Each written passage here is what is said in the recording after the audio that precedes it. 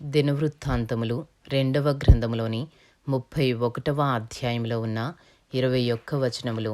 ఇదంతయు సమాప్తమైన తరువాత అక్కడనున్న ఇశ్రాయేలు వారందరూ యూదా పట్టణములకు పోయి యూదా దేశమంతటను బెన్యామీను ఎఫ్రాయిము మనష్షే దేశముల యందంతటను ఉన్న విగ్రహములను నిర్మూలము చేసి దేవతా స్తంభములను ముక్కలుగా నరికి ఉన్నత స్థలములను బలిపీఠములను పడగొట్టిరి.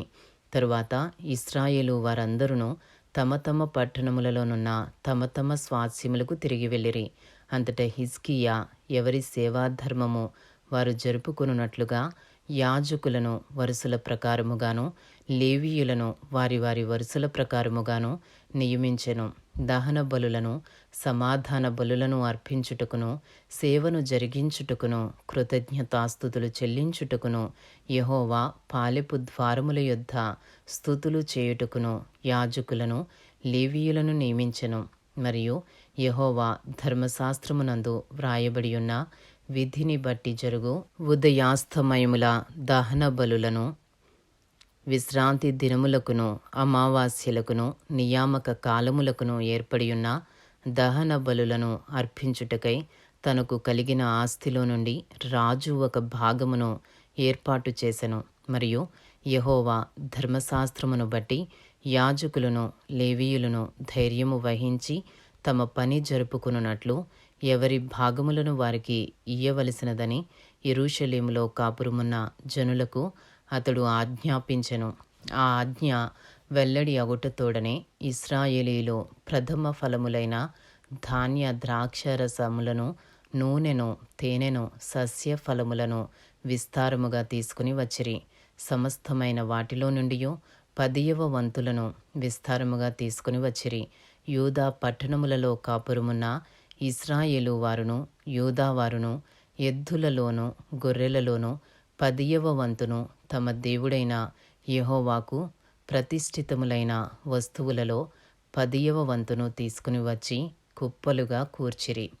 వారు 3వ మాసమందు కుప్పలు వేయనారంభించి 7వ మాసమందు ముగించిరి. హిజ్కియాయును అధిపతులను వచ్చి ఆ కుప్పలను చూచి యెహోవాను స్తుతించి ఆయన జనులైన ఇశ్రాయేలీయులను దీవించిరి. హిజ్కియా ఆ కుప్పలను గూర్చి యాజకులను లేవీయులను ఆలోచన అడిగినందుకు సాదోకు సంతతివాడును ప్రధాన యాజకుడు నగు అజర్యా యెహోవా మందిరములోనికి జనులు కానుకలను తెచ్చుట మొదలు పెట్టినప్పటి నుండి మేము సమృద్ధిగా భోజనము చేసినను చాలా మిగులుచున్నది. యెహోవా తన జనులను ఆశీర్వదించినందున ఇంత గొప్ప రాశి మిగిలినదని రాజుతో అనగా హిజ్కియా యెహోవా మందిరములో కొట్లను సిద్ధపరచవలసినదని ఆజ్ఞ ఇచ్చెను. వారు వాటిని సిద్ధపరిచి ఏమీయూ అపహరింపకుండా కానుకలను 10వ భాగములను ప్రతిష్ఠితములుగా తేబడిన వస్తువులను లోపల చేర్చిరి. లేవీయుడైన కొనన్య వాటి మీద విచారణకర్తగా నియమింపబడెను. అతని సహోదరుడైన షిమీ అతనికి సహకారిగా ఉండెను. మరియు యెహీయేలు అజజ్యాహు నహతు ఆసాహేలు యెరీమోతు యోజాబాదు ఎలీయేలు ఇస్మఖ్యాహు మహతు బెనాయాలను వారు రాజైన హిజ్కియా వలనను దేవుని మందిరమునకు అధిపతి అయిన అజర్యా వలనను తాము పొందిన ఆజ్ఞ చొప్పున కొనన్య చేతి క్రిందను అతని సహోదరుడగు షిమీ చేతి క్రిందను కనిపెట్టువారై ఉండిరి. తూర్పు తట్టు ద్వారమునొద్ద పాలకుడును ఇమ్నా కుమారుడు నగు లేవీయుడైన కోరే యెహోవా కానుకలను అతి పరిశుద్ధమైన వాటిని పంచిపెట్టుటకు దేవునికి అర్పింపబడిన స్వేచ్ఛార్పణల మీద నియమింపబడెను.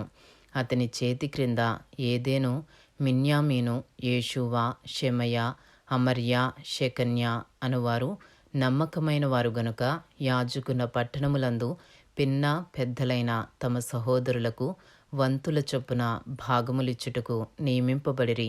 ఇదియుగాక గోత్రములలో 3 సంవత్సరములు మొదలుకొని అంతకు పైవయసు గలవారై జనసంఖ్య సరిచూడబడని మగవారికందరికిని వంతుల చొప్పున సేవ చేయుటకై ప్రతి దినము యెహోవా మందిరములోనికి వచ్చు వారందరికిని 20 సంవత్సరములు మొదలుకొని అంతకు పై వయస్సు గలవారై వంతుల చొప్పున సేవ చేయుటకు తమ తమ పితరుల వంశముల చొప్పున యాజకులలో సరిచూడబడిన లేవీయులకు, అనగా నమ్మకమైన వారై తమను ప్రతిష్ఠించుకొనిన లేవీయులకును, తమ పిల్లలతోనూ భార్యలతోనూ కుమారులతోనూ కుమార్తెలతోనూ సమాజమంతటను సరిచూడబడిన వారికిని, ఆయా పట్టణములకు చేరిన గ్రామములలోనున్న అహరోను వంశస్థులైన యాజకులకును వంతులు ఏర్పరచుటకు వారు నియమింపబడి ఉండిరి.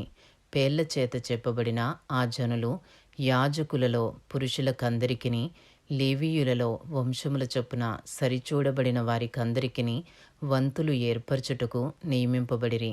హిజ్కియా యూదా దేశమందంతటను ఇలాగున జరిగించి తన దేవుడైన యెహోవా దృష్టికి అనుకూలముగాను యథార్థముగాను నమ్మకముగాను పనిచేయుచూ వచ్చెను. తన దేవుని ఆశ్రయించుటకై దేవుని మందిర సేవ విషయమందేమి, ధర్మశాస్త్ర విషయమందేమి, ధర్మమంతటి విషయమందేమి తాను ఆరంభించిన ప్రతి పని అతడు హృదయపూర్వకముగా జరిగించి వర్ధిల్లెను. ఇంతటితో దినవృత్తాంతములు 2వ గ్రంథములోని 31వ అధ్యాయంలో ఉన్న 21 వచనములు పూర్తి చేయబడినవి.